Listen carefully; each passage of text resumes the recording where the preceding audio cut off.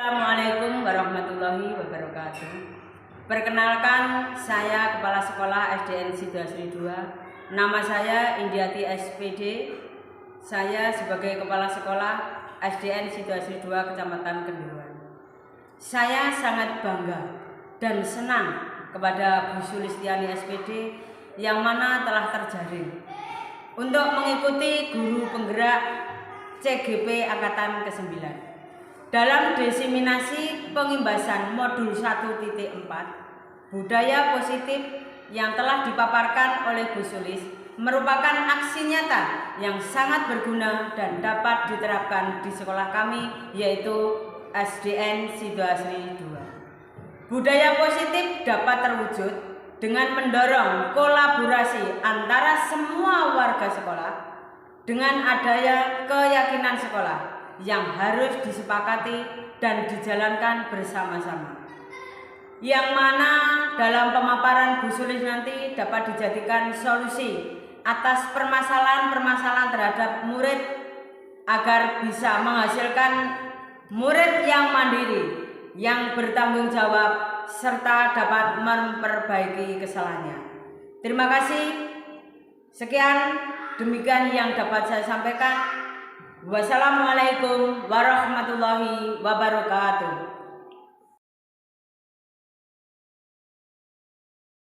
Warahmatullahi wabarakatuh.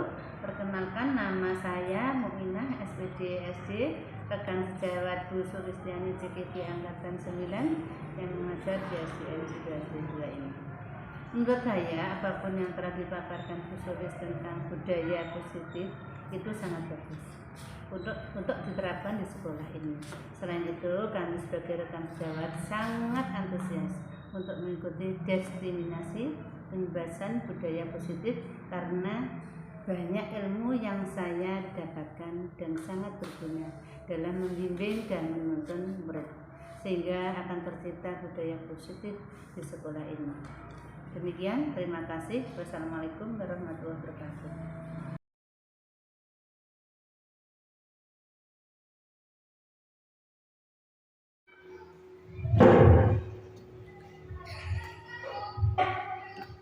Assalamualaikum warahmatullahi wabarakatuh. Waalaikumsalam. Bapak Ibu yang terhormat, perkenalkan saya Kepala Sekolah SDN Sidoasri 2 bahwa pada hari ini saya sangat senang sekali dan bangga dengan Bu Sulistiani SPD yang telah terjalin mengikuti guru penggerak angkatan ke-9. Dan perlu Bapak Ibu ketahui bahwa di SDN Sidoasri 2 Kecamatan Kenduruan ada 3 guru yang ikut CGP angkatan ke-9, yaitu Bapak Ibu Eni Sulistiani, Ibu Sulistiani, dan Ibu Kastriani. Saya sebagai kepala sekolah yang ada di SDN Sidoasri 2 sangat bangga, sangat senang dan mendukung sepenuhnya apa yang menjadi kegiatan-kegiatan yang akan dilaksanakan oleh ibu guru bertiga yang ada di SDN Sidoasri 2. Bapak Ibu yang berbahagia, dalam diseminasi budaya positif di sekolah yang nantinya akan dipaparkan oleh Ibu Sulistiani, yaitu dalam pengimbasan modul 1.4 budaya positif yang telah dipaparkan oleh Ibu Sulis merupakan aksi nyata yang sangat berguna dan dapat diterapkan khususnya di SDN Sidoasri 2. Budaya positif dapat terwujud dengan mendorong kolaborasi antara semua warga SDN Sidoasri 2 dengan adanya keyakinan sekolah yang harus disepakati dan dijalankan bersama, yang mana dalam paparan yang akan disampaikan oleh Bu Sulis dapat dijadikan solusi atas permasalahan-permasalahan agar murid kita bisa menghasilkan murid yang mandiri, yang dapat bertanggung jawab serta dapat mengakui kesalahan dan dapat memperbaiki kesalahan-kesalahan yang telah diperbuat. Demikian Bapak Ibu yang dapat saya sampaikan. Terima kasih atas perhatiannya dan saya sampaikan semoga Ibu Guru bertiga tetap semangat dan selalu semangat untuk bergerak, menggerakkan dan digerakkan dalam mencapai cita-cita menjadi guru penggerak angkatan ke-9. Saya akhiri, wassalamualaikum warahmatullahi wabarakatuh. Waalaikumsalam warahmatullahi wabarakatuh.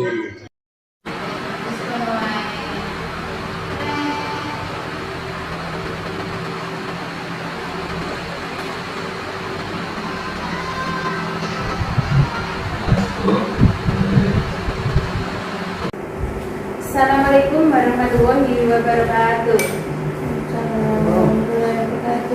Kepada yang terhormat Ibu Kepala Sekolah Ibu Indiati, kepada yang terhormat Bapak Ibu Guru SDN Sidoarjo 2 yang saya hormati pula. Pertama-tama marilah kita panjatkan puji syukur kehadirat Allah yang Maha Kuasa, yang mana kita pada hari ini telah dilimpahkan rahmat, diberi kesehatan sehingga bisa mengikuti acara presentasi dari saya. Salawat serta salam tak lupa saya haturkan kepada junjungan Nabi besar Muhammad SAW, yang mana Nabi Muhammad adalah Nabi akhir zaman yang membawa kita ke jalan kebenaran. Bapak, Ibu Guru yang saya hormati, kita lanjutkan yaitu presentasi saya tentang budaya positif.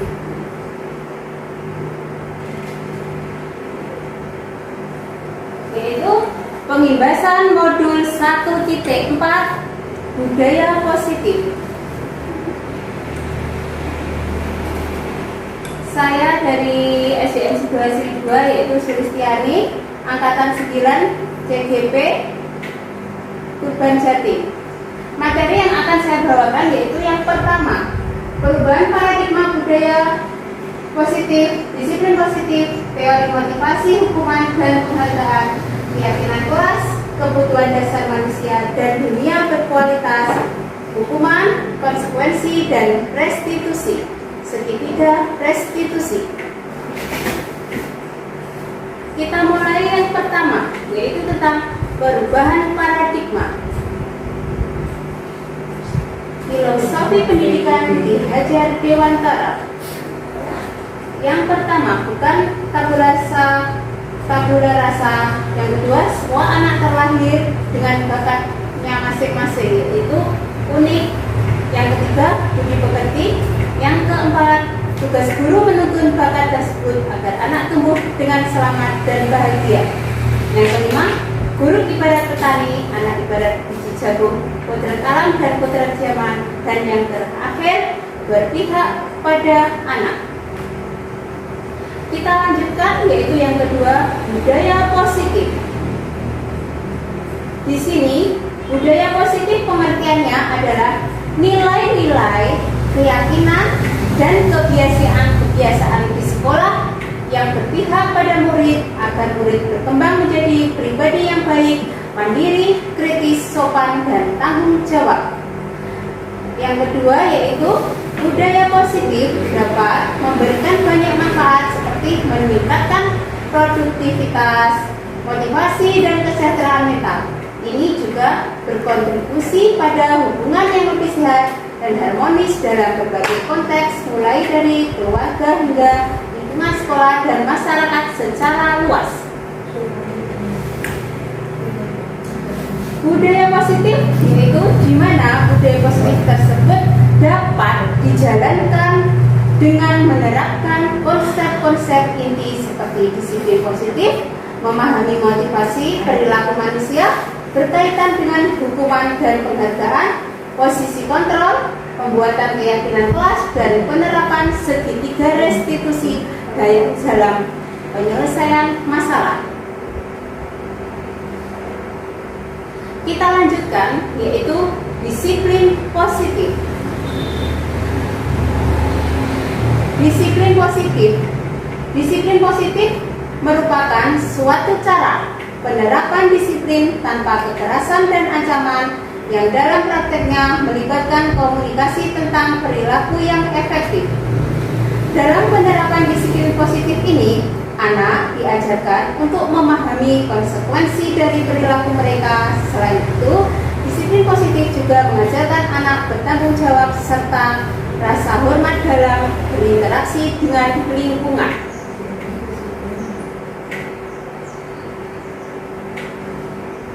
Disiplin positif akan menumbuhkan nilai-nilai kebajikan. Nilai-nilai kebajikan adalah sifat-sifat positif manusia yang merupakan tujuan mulia yang ingin dicapai setiap individu. Nilai-nilai tersebut bersifat universal dan lintas bahasa, suku, bangsa, agama, maupun latar belakang. Sekarang kita lanjutkan bahwa disiplin positif ini sangat berpengaruh pada profil pelajar Pancasila sesuai dengan kurikulum, yaitu kurikulum Merdeka, di mana profil pelajar Pancasila ini memuat yang pertama, yaitu beriman, bertakwa kepada Tuhan Yang Maha Esa, dan berakhlak mulia. Maksudnya di sini beriman, yaitu kita percaya pada Tuhan Yang Maha Esa sesuai kepercayaannya masing-masing. Dan yang kedua, mandiri. Diharapkan anak bisa mandiri, yaitu seperti mengerjakan tugasnya sendiri saat diberi tugas sekolah seperti PR. Selain itu mengerjakan tugas saat di sekolah juga gitu. Anak-anak tidak boleh melihat temannya atau mencontoh temannya, mandiri sesuai kemampuannya. Yang ketiga, bernalar kritis. Di sini bernalar kritis, anak-anak bisa melakukan eksperimen atau tanya jawab dengan temannya. Dan yang keempat, kreatif. Anak mampu kreatif, yaitu membuat sesuatu yang menghasilkan. Boleh seumpama contohnya kita menggunakan mendaur ulang atau memanfaatkan barang bekas dengan menggunakan kresek. Jadi anak-anak bisa berkreatif, kreasi. Kresek itu mau dibuat apa? Boleh dibuat bunga, boleh dibuat yang lainnya. Jadi terserah kreasi anak-anak tersebut. Yang kelima yaitu bergotong royong. Bergotong royong di sini yaitu diharapkan anak-anak itu mampu untuk bergotong royong, saling membantu, saling bekerja sama antar temannya, sehingga tercipta kerukunan antar sesama teman dan menciptakan kedamaian dalam sekolah tersebut.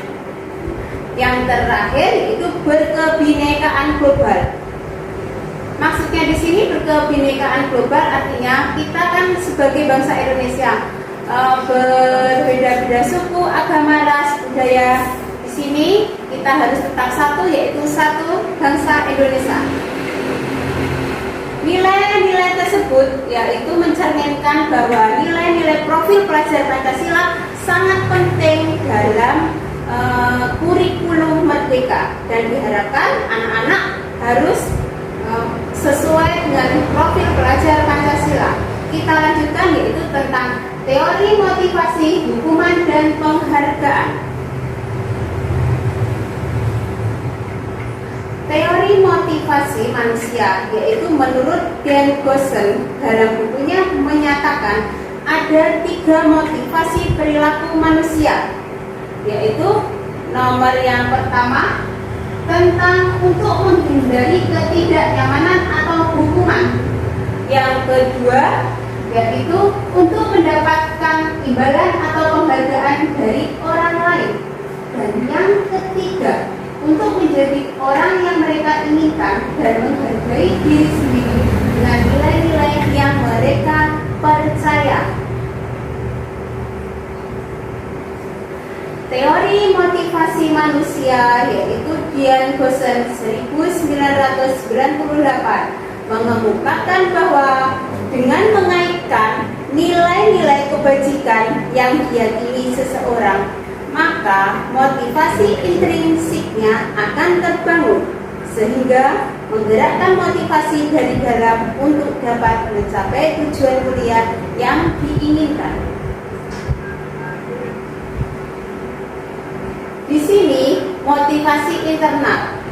Motivasi internal merujuk pada dorongan atau motivasi yang berasal dari dalam diri seseorang.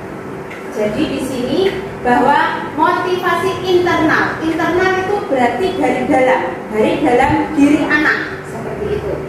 Jadi ini adalah dorongan intrinsik, dorongan dari dalam yang mendorong seseorang untuk melakukan sesuatu tanpa pengaruh eksternal, pengaruh dari luar maksudnya, yang signifikan seperti hadiah moneter atau penghargaan.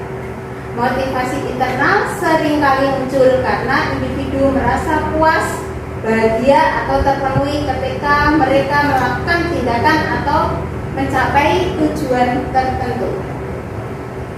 Motivasi internal yang didasarkan pada kepuasan pribadi, nilai-nilai atau minat sering dianggap lebih berarti dan berkelanjutan dalam jangka panjang. Di sini motivasi internal yaitu sebagai dorongan yang dari dalam ini sangat penting. Anak-anak bisa dilakukan tanpa pengaruh dari luar. Kita lanjutkan motivasi eksternal. Motivasi eksternal adalah dorongan atau motivasi yang berasal dari faktor-faktor eksternal, yaitu faktor-faktor dari luar. Faktor-faktor eksternal atau dari luar diri seseorang ini adalah dorongan untuk melakukan sesuatu karena pengaruh atau tekanan dari luar, seperti tekanan pemberian hadiah, yaitu seperti hukuman atau ekspektasi orang lain. Motivasi eksternal seringkali efektif dalam jangka pendek, tetapi tidak selalu berkelanjutan atau memuaskan dalam jangka panjang. Maksudnya di sini anak-anak ingin mendapatkan juara seperti itu. Motivasi eksternal yaitu ingin mendapat hadiah. Jadi motivasi ini terdorong dari luar karena ingin mendapat hadiah. Jadi dia berusaha untuk bersungguh-sungguh. Tapi menurut di sini motivasi eksternal itu tidak bisa berkelanjutan atau hanya dalam jangka pendek saja. Kita lanjutkan yaitu keyakinan kelas. Di sini saya membuat keyakinan kelas, yaitu keyakinan, kita lanjut arti keyakinan kelas dulu, yaitu keyakinan kelas adalah nilai-nilai kebajikan atau prinsip-prinsip universal lepas dari perbedaan agama, suku, negara, dan bahasa. Menurut Gosen 1998, suatu keyakinan akan lebih termotivasi seseorang dari dalam intrinsik. Seseorang akan lebih bersemangat untuk menjalankan keyakinannya daripada hanya sekedar mengikuti peraturan. Dalam keyakinan kelas ini saya sudah menerapkan, yaitu di kelas saya di sini anak-anak saya suruh satu persatu untuk menuliskan keyakinan kelas. Apa menurut dia, keyakinan apa yang mereka percaya, dan mereka menulisnya di papan tulis. Di sini saya menggunakan papan tulis, jadi anak-anak menulis satu-satu, maju ke depan untuk menuliskan keyakinan kelas. Setelah anak-anak menuliskan keyakinan kelas, lalu saya di sini menyimpulkan bersama anak-anak, yaitu bersama mereka menyimpulkan keyakinan tersebut untuk menjadi keyakinan kelas yang telah disetujui antara guru dan siswa. Di sini keyakinan kelas di sini anak-anak kelas ini satu persatu maju. Setelah itu kami bahas dan setelah selesai kami simpulkan. Lalu keyakinan tersebut saya tulis di papan tulis, dan setelah itu hasilnya dicetak, di print out atau di banner dan ditempel di kelas, di dalam kelas. Sekarang kita lanjutkan, mengapa keyakinan kelas itu penting dan mengapa tidak peraturan kelas saja. Di sini menekankan pada keyakinan seseorang akan lebih termotivasi seseorang dari dalam. Jadi seseorang akan lebih tergerak dan bersemangat untuk menjalankan keyakinannya daripada hanya sekedar mengikuti serangkaian peraturan tertulis. Maksudnya di sini kalau kita membuat keyakinan sendiri dan membuat sendiri bersama guru, anak-anak bisa termotivasi, tergerak bahwa keyakinan itu telah disepakati. Jadi anak-anak kalau telah disepakati, anak-anak harus mentaati keyakinan tersebut. Jadi anak-anak kalau mau melanggar, dia pasti berpikir, karena telah membuat keyakinan kelas, kenapa harus dilanggar? Berbeda dengan peraturan. Kalau peraturan itu biasanya yang membuat hanya guru saja tanpa melibatkan siswa. Jadi kalau keyakinan di sini siswa aktif dan dibuat bersama-sama untuk disepakati bersama antara siswa dan guru. Seseorang akan lebih tergerak dan bersemangat untuk menjalankan keyakinannya, yaitu maksudnya keyakinan kelas, daripada hanya sekedar mengikuti serangkaian peraturan tertulis, yaitu peraturan yang ada di sekolah masing-masing. Murid-murid pun demikian, mereka perlu mendengarkan dan memahami arti sesungguhnya tentang peraturan-peraturan yang diberikan. Apa nilai-nilai kebajikan di balik peraturan tersebut? Apa tujuan utamanya? Dan menjadi tidak tertarik atau takut sehingga hanya sekedar mengikuti serangkaian peraturan-peraturan yang mengatur mereka tanpa memahami tujuan mulianya. Di sini peraturan-peraturan keyakinan-keyakinan kelas maksudnya ditulis anak-anak sesuai kemampuannya anak-anak. Jadi kalau anak-anak melanggar, nanti anak-anak akan mengerti sendiri bahwa keyakinan tersebut telah dibuatnya. Jadi anak-anak pasti kalau ingin melanggar berpikir. Kita lanjutkan, sekarang kita di kebutuhan dasar manusia dan dunia berkualitas. Kebutuhan dasar manusia yaitu ada 5 kebutuhan dasar manusia. Yaitu yang pertama, kebutuhan untuk bertahan hidup atau survival. Itu maksudnya di sini kita sebagai manusia, yaitu seperti anak-anak itu hidup membutuhkan, supaya kita bertahan hidup kita perlu makan, kita perlu minum, maksudnya di situ. Dan yang kedua, kebutuhan kasih sayang dan rasa terima. Di sini tidak hanya yang dibutuhkan, tidak hanya kebutuhan bertahan hidup yaitu makan minum saja, tapi kita membutuhkan kasih sayang. Maksudnya kasih sayang kita seperti kita disayangi oleh kedua orang tua kita, ya seperti itu anak-anak. Jadi perlu dikasih sayang sehingga dia bisa bersemangat untuk belajar. Dan yang ketiga, kesenangan. Maksudnya di sini kesenangan, anak-anak dibebaskan untuk bisa bersenang-senang sesuai dengan keinginannya. Jadi anak-anak tidak boleh terlalu dikekang. Yang keempat, kebebasan. Kebebasan di sini bahwa anak-anak bisa bebas.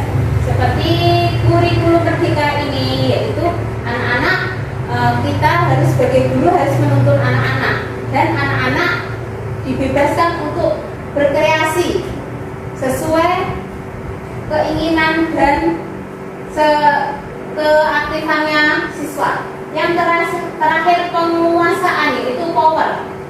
Maksudnya di sini penguasaan yaitu anak-anak biasanya power atau penguasaan ingin yang terbaik, ingin yang utama, ingin seperti keinginan menjadi nomor 1, keinginan juara gitu. Kita lanjutkan. Maksudnya di sini berikut adalah kebutuhan-kebutuhan dalam teori hierarki kebutuhan Maslow. Yang pertama, kebutuhan dasar atau fisiologi. Kebutuhan dasar merupakan hal yang harus terlebih dahulu terpenuhi agar manusia dapat bertahan hidup dan melanjutkan hidupnya. Kebutuhan fisiologis merupakan kebutuhan manusia akan oksigen, air, makanan, suhu tubuh yang normal, tidur, seks, kebutuhan seksual dan sebagainya. Dan yang kedua, kebutuhan akan rasa aman. Untuk melangkah ke tingkat selanjutnya, seseorang individu harus memenuhi kebutuhan pada tingkat ini. Maslow menjelaskan bahwa kebutuhan akan rasa aman ini meliputi rasa aman secara fisik maupun emosional. Kebutuhan pada tingkat ini tergantung pada usia dari individu tersebut. Contohnya, seperti anak-anak lebih membutuhkan pendampingan dari orang tua karena tingkat kewaspadaan diri anak yang masih rendah. Kita lanjutkan yang ke nomor 3, yaitu kebutuhan sosial atau rasa cinta, kasih sayang, serta hak kepemilikan. Di tingkat ini, seorang individu membutuhkan cinta, kasih sayang, dan memiliki hak kepemilikan terhadap suatu hal. Kita lanjutkan yang keempat, yaitu kebutuhan mendapatkan penghargaan.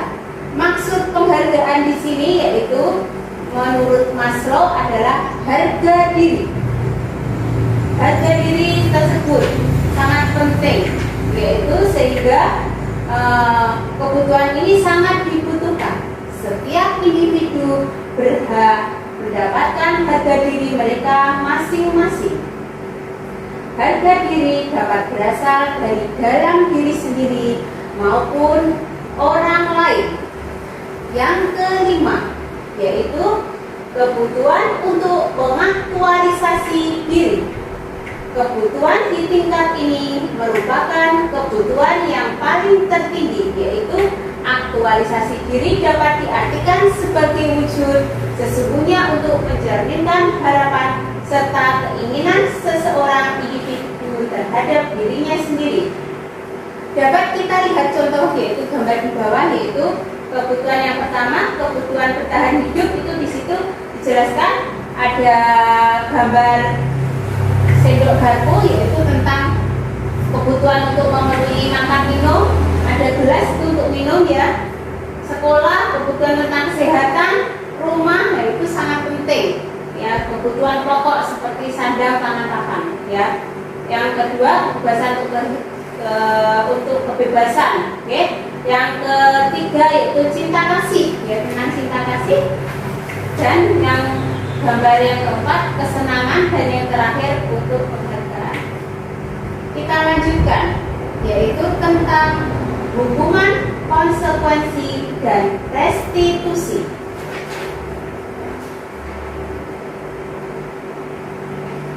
Hukuman bersifat tidak terencana atau tiba-tiba. Anak-anak atau murid tidak tahu apa yang akan terjadi. Kan tadi tentang hukuman ya. Hukuman di sini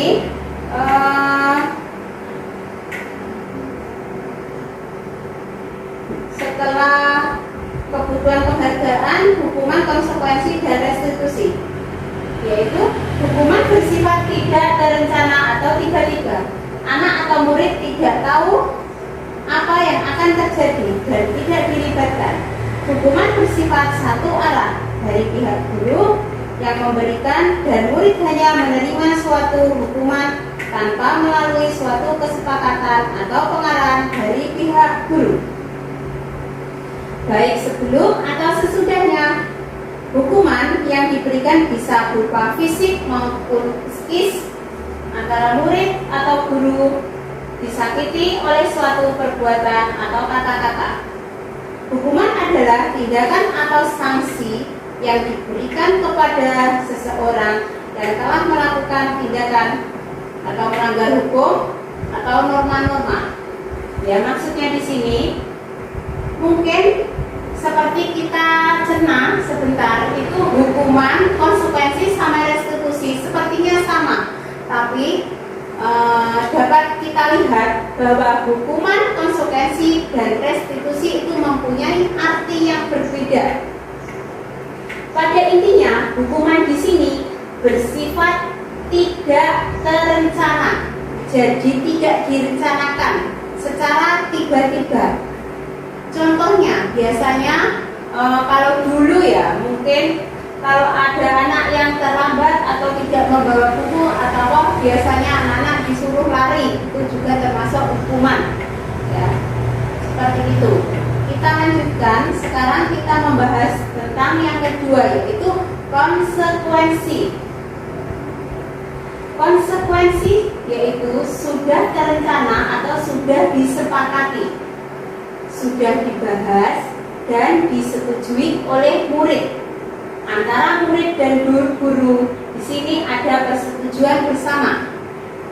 Umumnya bentuk-bentuk konsekuensi dibuat oleh guru, pihak guru atau sekolah, dan murid sudah mengetahui sebelumnya konsekuensi yang akan diterima bila ada pelanggaran.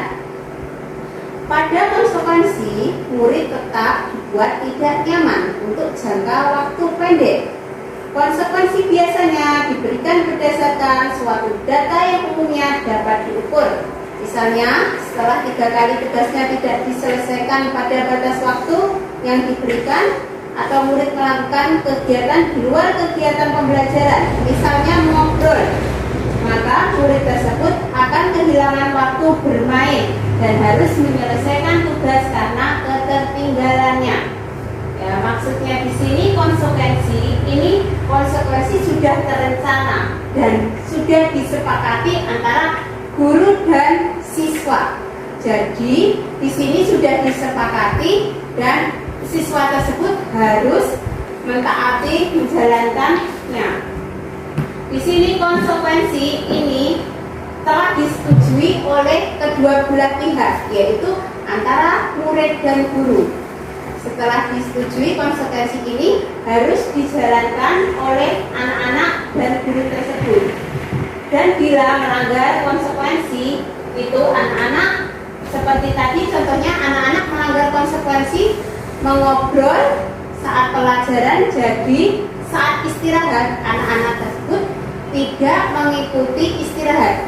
Konsekuensinya apa? Konsekuensinya dia mengerjakan tugas yang tadi yang belum selesai dikerjakan. Jadi di sini konsekuensi itu mengarahkan anak menuju baik. Maksudnya di sini mengarahkan menuju anak yang baik dan sesuai dengan kesalahannya tadi. Seperti mengobrol, kesalahannya karena mengobrol dia tidak selesai mengerjakan tugasnya, sehingga konsekuensinya saat istirahat, teman-temannya istirahat, anak tersebut tidak istirahat, dia mengerjakan tugasnya sampai selesai. Setelah selesai dia baru istirahat. Yang ketiga yaitu restitusi. Restitusi pengertiannya yaitu restitusi adalah proses menciptakan kondisi bagi murid untuk memperbaiki kesalahan mereka sehingga mereka bisa kembali pada kelompok mereka dengan karakter yang lebih kuat. Menurut Gosen 2004, restitusi juga merupakan proses kolaboratif yang mengajarkan murid untuk mencari solusi untuk masalah mereka dan membantu murid berpikir tentang orang seperti apa yang mereka inginkan dan bagaimana mereka harus memperlakukan orang lain menurut Shellstrom Gosen 1996. Di sini restitusi sangat baik dan sangat diperlukan untuk guru, karena restitusi ini adalah menciptakan kondisi baik antara murid dan guru. Sekarang kita lanjutkan tentang 5 posisi kontrol seorang guru. Yang pertama yaitu posisi penghukum. Yang kedua, posisi pembuat rasa bersalah. Yang ketiga yaitu posisi teman. Yang keempat yaitu posisi pemantau. Yang kelima yaitu posisi manajer.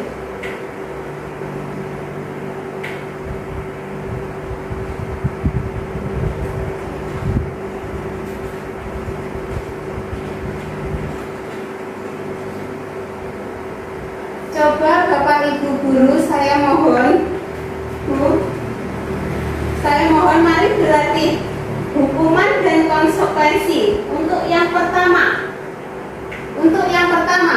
lari mengelilingi lapangan sepak bola. Menurut Ibu, monggo Bu berdiri. Itu termasuk hukuman atau konsekuensi. Sampai keempat,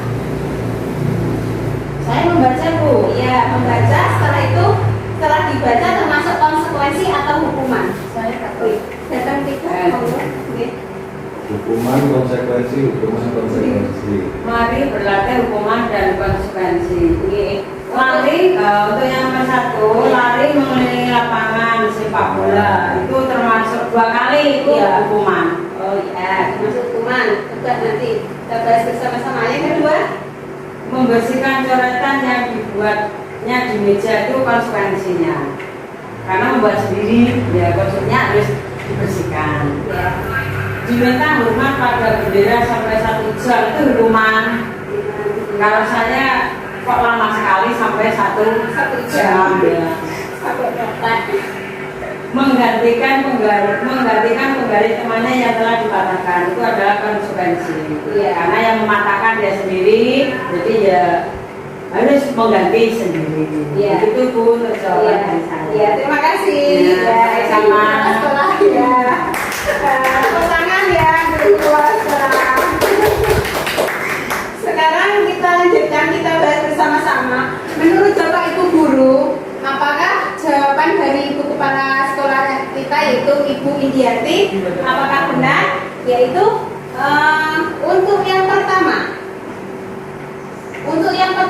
lari mengelilingi lapangan sepak bola 2 kali. Itu benar menurut Ibu Indiati tadi, itu termasuk hukuman. Karena sebagai pendidik kita tidak boleh menyuruh anak atau saat dia terlambat atau tidak membawa buku atau melanggar kasus yang lainnya itu disuruh lari. Itu saat dia tidak olahraga. Tapi kalau dia olahraga, saat dia pelajaran jam olahraga itu boleh mungkin. Karena kalau di sini tidak ada keterangan bahwa dia tidak olahraga, jadi ini termasuk hukuman. Jadi tidak boleh dilakukan. Dan yang kedua yaitu membersihkan coretan yang dibuatnya di meja, itu termasuk konsekuensi. Menurut Bu Indiati tadi juga termasuk benar. Karena di sini membuat tulisan coretan yaitu di meja itu biasanya anak-anak itu menggunakan ballpoint, pensil atau tip X, itu sampai meja ditulisi sampai penuh adanya gitu ya, tulisan-tulisan apapun. Itu kita buat konsekuensi pada siswa bahwa yang melanggar peraturan tersebut, anak tersebut harus membersihkannya. Konsekuensinya seperti itu. Jadi saat anak-anak menulis dengan tip X, konsekuensinya tulisan tip X yang ada di meja itu harus bersih gitu. Untuk yang di meja, kalau di ballpoint biasanya anak-anak itu menggunakan apa itu penghapus atau menggunakan kayak keter itu ya, membersihkannya supaya bersih. Sekarang kita lanjutkan untuk yang ketiga, yaitu diminta hormat pada bendera sampai 1 jam. Menurut ini termasuk juga hukuman, betul Ibu Lidiati tadi, Ibu Kepala Sekolah saya yaitu Lidiati tadi, jawabannya sesuai semua ya, betul. Itu termasuk hukuman karena di sini kita menghukum anak. Karena bisa dilihat, kenapa anak disuruh hormat sampai 1 jam? Jadi ya tangannya bisa capek, setelah itu kan anaknya kepanasan juga. Ya, itu termasuk hukuman.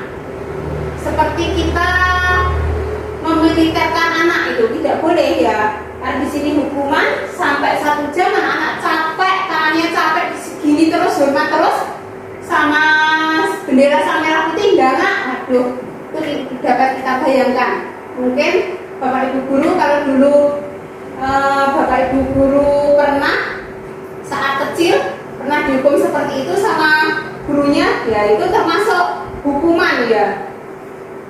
Untuk kurikulum merdeka di sini kita harus memerdekakan anak. Kita harus menuntun anak menuju jalan yang benar sesuai kodratnya masing-masing menurut filosofi Ki Hajar Dewantara. Seperti yang kita lihat tadi, antara hukuman, konsekuensi, dan restitusi. Yang kita bahas tadi, yang menuju soal tadi yaitu tentang hukuman dan konsekuensi. Kita lanjutkan yang terakhir, yaitu soal yang tadi, yang keempat, menggantikan penggaris temannya yang telah dipatahkannya. Intinya di sini, kalau kita membuat kesalahan, kita harus memperbaiki kesalahan tersebut. Jadi, saat anak-anak mematahkan penggaris temannya atau menyobek buku temannya, kita harus memberi konsekuensi pada anak tersebut bahwa yang melanggar harus menggantikannya. Jadi anak-anak bisa disiplin dan mentaati peraturan tersebut sesuai konsekuensi yang berlaku. Seperti yang keempat tadi, yaitu menggantikan penggaris temannya telah dipatahkannya. Itu termasuk konsekuensi dan itu betul. Jadi anak-anak bertanggung jawab dan disiplin atas perbuatannya. Ya, untuk latihan tentang hukuman dan konsekuensi tadi, untuk Ibu Widiati jawabannya sudah sesuai semua. Ya, kita lanjutkan. Yaitu posisi penghukum. Di sini sebagai seorang guru kita tidak boleh sebagai posisi penghukum.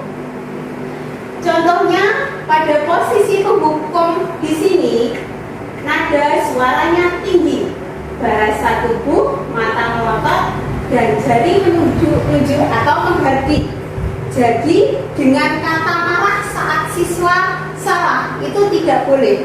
Itu sekarang melanggar peraturan sesuai dengan kurikulum merdeka.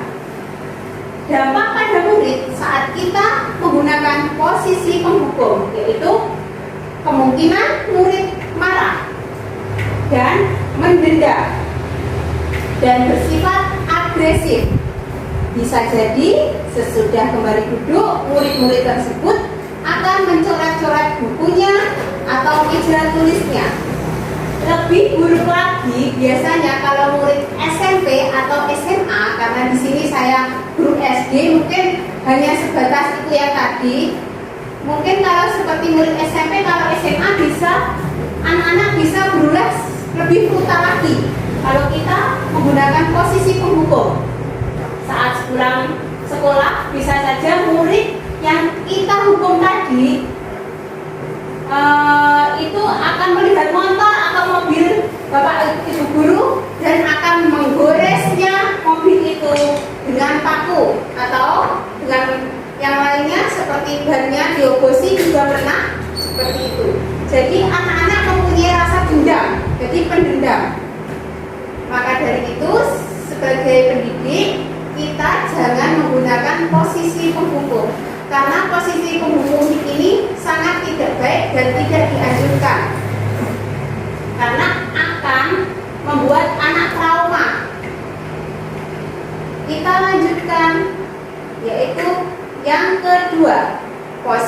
pembuat rasa bersalah.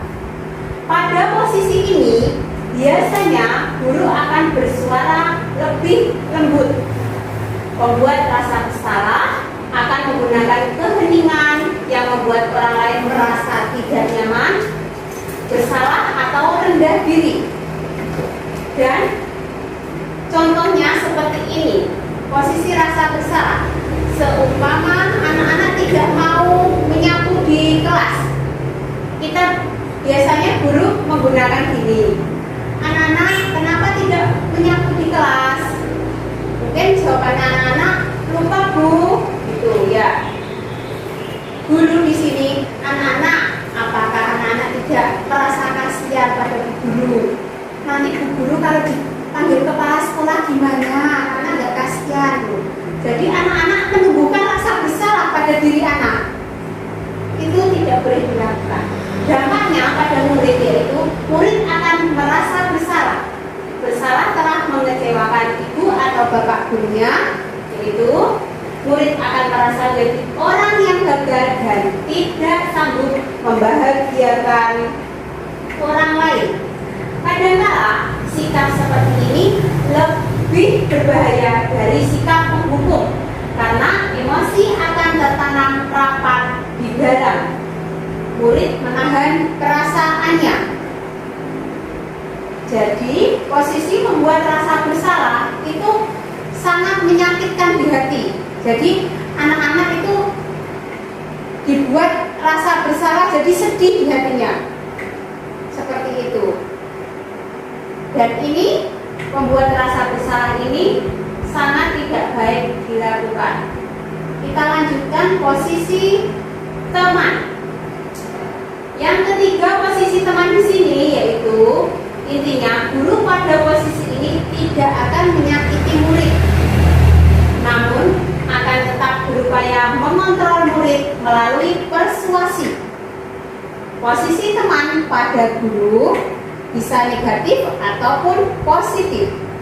Positif di sini berupa hubungan baik yang terjalin antara guru dan murid. Hal negatif dari posisi teman adalah bila suatu saat guru tersebut tidak membantu, maka murid akan kecewa dan berkata, murid merasa kecewa dan tidak mau lagi berusaha.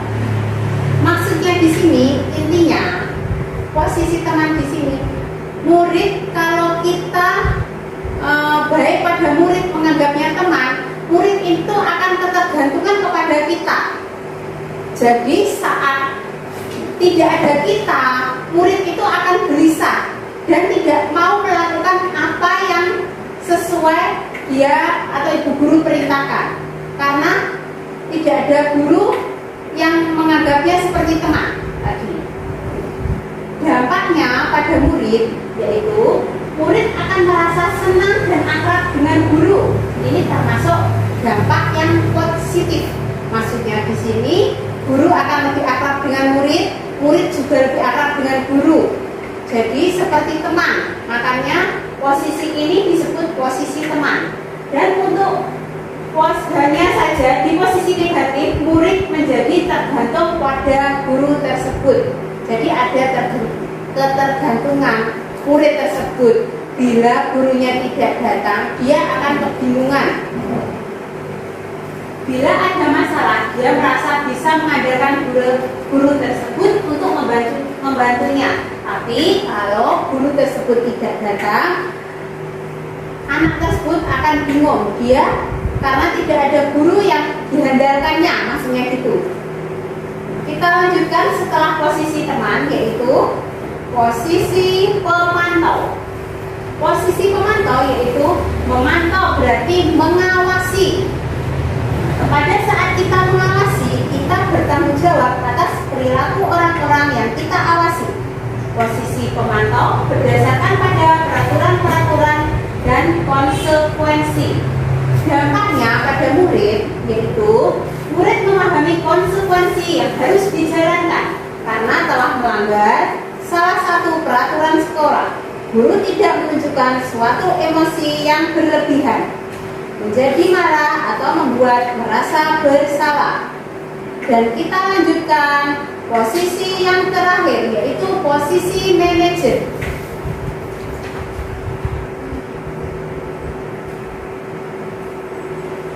Untuk posisi manajer di sini, yaitu posisi manajer itu posisi yang kelima, posisi yang terakhir. Posisi manajer ini sangat baik digunakan untuk guru. Tapi di sini kita harus mengikuti dan harus sesuai dengan manajer tadi. Ini yang tadi posisi pembuat rasa bersalah, posisi teman, posisi pemantau, dan yang terakhir ini posisi manajer. Posisi terakhir yaitu posisi manajer.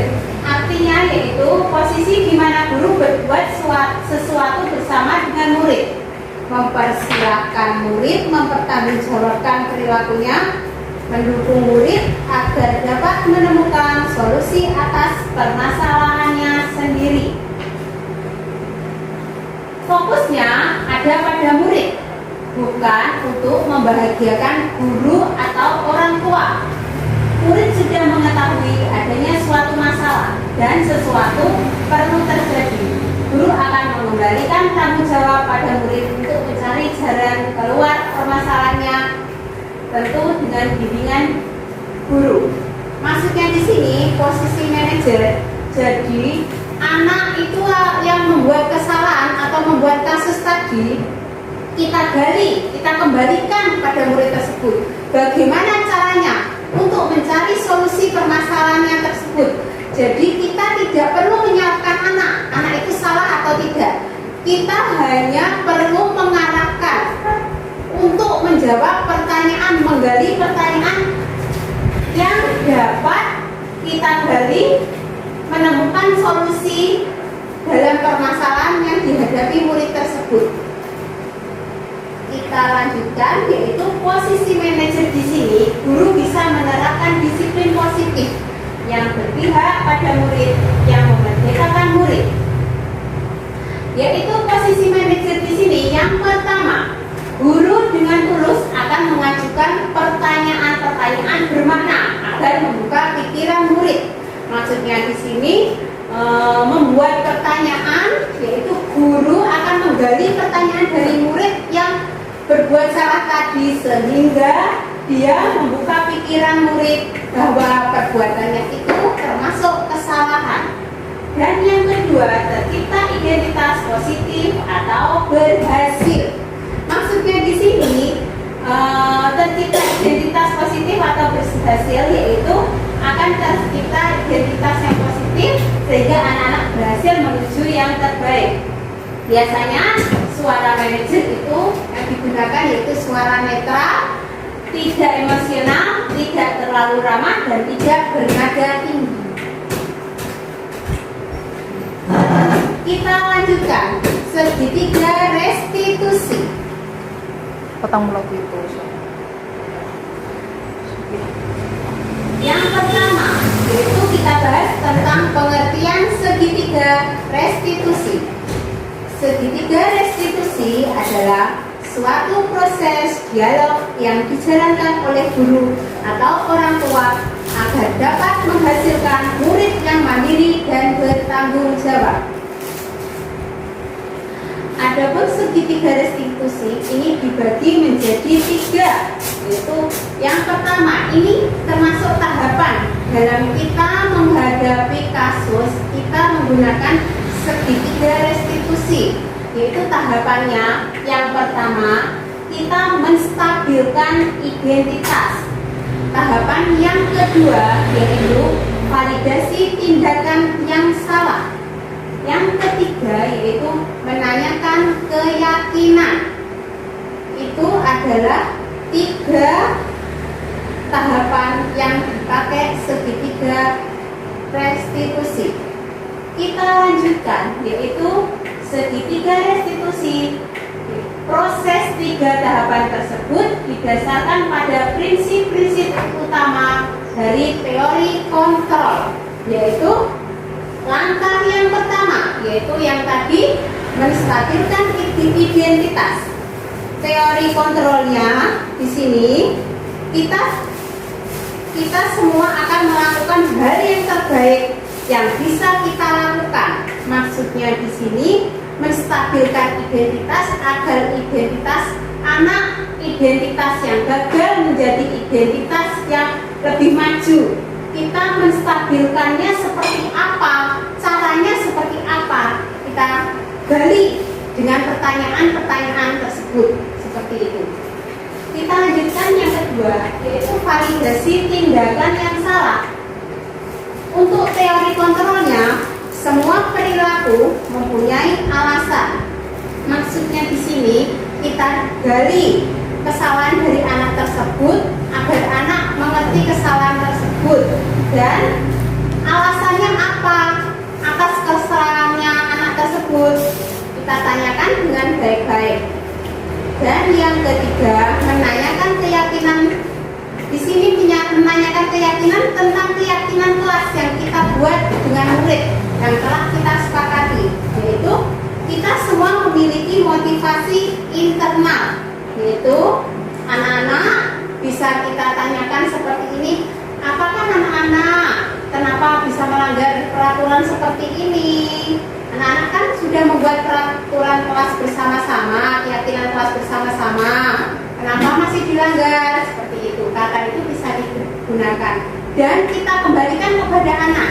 Kita tanyakan seperti ini, coba tadi anak-anak terlambat katanya ya, keyakinan apa, keyakinan kelas apa yang anak-anak langgar? Anak-anak kan berpikir keyakinan tersebut. Jadi anak tadi yang melanggar terlambat sekolah, dia akan menjawab keyakinan disiplin karena dia tidak disiplin dan tanggung jawab karena dia terlambat sekolah. Kita lanjutkan, yaitu untuk segitiga restitusi tentang percakapan atau dialog yang kita gunakan, yaitu kata-kata. Sebagai seorang guru, kita harus menggunakan segitiga restitusi dalam menghadapi murid kita yang melanggar peraturan sekolah atau tata tertib atau melanggar kasus. Yaitu yang pertama tadi, menggunakan menstabilkan identitas. Biasanya kalau kata-kata dalam menstabilkan identitas itu yang digunakan yaitu kita mencari anak untuk kesalahannya apa. Jadi tidak boleh kita harus menyalahkan anak seperti itu. Kita gunakan yang pertama. Anak kan tahu setiap orang pasti pernah melakukan kesalahan. Kita bisa membuat pertanyaan seperti itu pada anak didik. Dan yang kedua, kamu bukan satu-satunya yang melakukan ini, nak. Ya, seperti itu. Contohnya kita gabungkan seperti kalimat yang tadi yang anak terlambat tadi. Anak-anak seperti namanya seumpama anak kita bernama Hendra. Hendra, kenapa kamu terlambat? Saya tahu, tidak apa-apa kamu terlambat. Setiap orang itu pasti pernah melakukan kesalahan. Bu guru juga pernah dulu gitu, juga gitu. Kalau bu gurunya pernah, tapi kalau bu gurunya nggak pernah, ya jangan bilang gitu. Kita bisa menggunakan kamu bukan satu-satunya yang melakukan kesalahan seperti ini, Hendra. Jadi kalau diperbaiki, kita bisa menggunakan kata-kata seperti itu. Yang kedua yaitu validasi tindakan yang salah, yaitu kita menggunakan kalimat atau obrolan. Kamu tentu punya alasan kenapa melakukan ini. Kita bisa menggunakan itu yang pertama. Yang kedua kita bisa menggunakan, adakah cara yang lebih efektif untuk mendapatkan apa yang kamu butuhkan. Kita bisa menggunakan itu termasuk validasi tindakan yang salah. Sekarang yang ketiga, menanyakan keyakinan. Keyakinan kelas apa yang telah kita sepakati? Kamu ingin jadi orang seperti apa? Nah, itu dikembalikan kepada anaknya. Keyakinan kelas apa yang seperti tadi terlambat, anak-anak bisa menjawab keyakinan tentang disiplin, Bu. Jadi anak-anak mengerti bahwa dia terlambat karena melanggar peraturan keyakinan kelas gitu. Dan ini adalah yang terakhir. Sebagai seorang guru, kita harus mari kita bimbing murid-murid kita agar menjadi berdaya, seimbang, dan bahagia. Dan murid adalah tabungan kita di masa depan karena mereka adalah generasi penerus bangsa. Ini adalah murid saya. Terima kasih, ini presentasi saya. Ini hasil karya murid saya, yaitu mereka sangat senang membuat karya sesuai imajinasi mereka, melipat kertas, ada yang membuat burung, ada yang membuat kapal, ada yang membuat pesawat, dan kelinci dan sebagainya. Itu termasuk kreativitas murid-murid. Sekian presentasi dari saya. Terima kasih. Salam guru penggerak, bergerak, bergerak, dan menggerakkan. Wassalamualaikum warahmatullahi wabarakatuh. Terima kasih. Tolong nanti maju tentang hal apa yang kalian ingin usulkan. Ayo silahkan maju. Ayo. Gak apa-apa ya, nanti kita sharing singkat bersama-sama. Di situ atas langsung. Nah.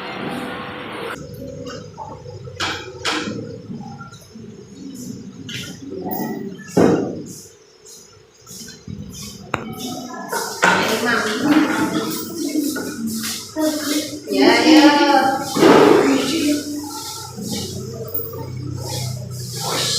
Salah imam siapa? Terima kasih, ayo maju. Ini ikranya.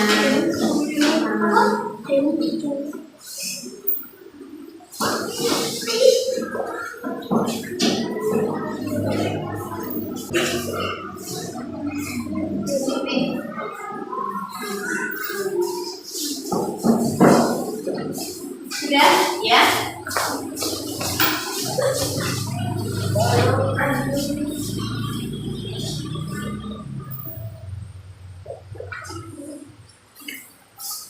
Sudah.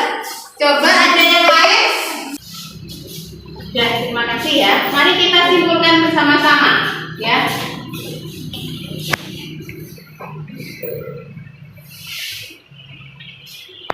Keyakinan kelas ini ya.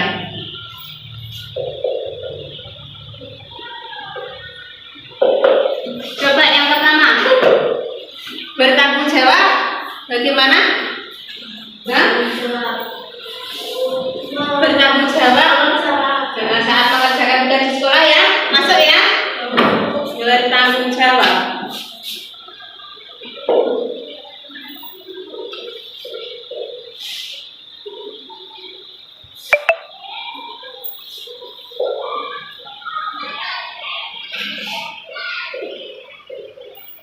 Dalam mengerjakan ya tugas sekolah.